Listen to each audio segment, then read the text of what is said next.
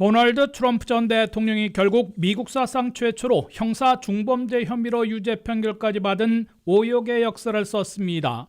트럼프 전 대통령은 30일 저녁 뉴욕 맨하튼 형사법정에서 끝난 재판에서 입막음 대가를 지불케 한 후에 이를 숨기기 위해 회사 장부를 조작한 34가지 형사 중범죄 혐의에 대해 모두 유죄를 판결받았습니다. Count 2, guilty. Count 3, guilty. Count 31, guilty. Count 32, guilty. Count 33, guilty. Count 34, guilty. 뉴욕 맨하튼 형사법정에서 12명의 배심원들은 34가지 중범죄 혐의 전체에 대해 만장일치로 유죄로 판결했습니다. 트럼프 전 대통령의 형사범죄 혐의에 대한 증언과 증거, 양측의 변론을 들은 남성 7명, 여성 5명 등 뉴요커 12명의 배심원들은 심리에 돌입한 지 단 이틀 만에 비교적 일찍 만장일치 유죄 판결에 도달한 모습을 보였습니다. 트럼프 전 대통령은 2016년 대선 전야에 과거 성관계를 주장한 성인 영화 배우 스토미 다니엘스에게 입막음 대가로 13만 달러를 지불케 하고 그의 해결사였던 마이클 코언 변호사에게 나중에 환급해 주려고 트럼프 회사의 회계장부를 조작한 34가지 형사 중범죄 혐의에서 모두 유죄를 판결받은 겁니다. 이로써 도널드 트럼프 전 대통령은 미국 사상 최초로 형사범죄 혐의로 기소된 데 이어 유죄 판결까지 받은 전직 대통령으로 기록됐습니다.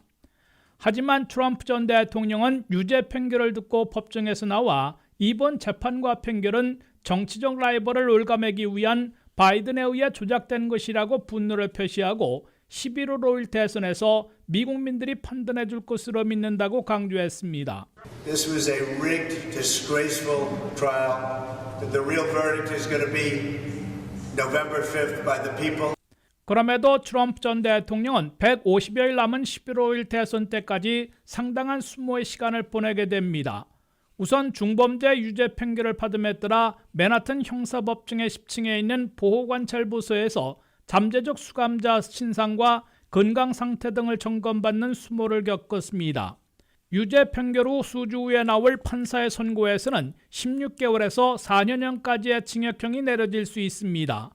그러나 트럼프 전 대통령이 77세 고령에 전과가 없고 대선에 출마 중이라는 점을 고려해 집행유예가 선고될 가능성이 높은 것으로 예상되고 있습니다.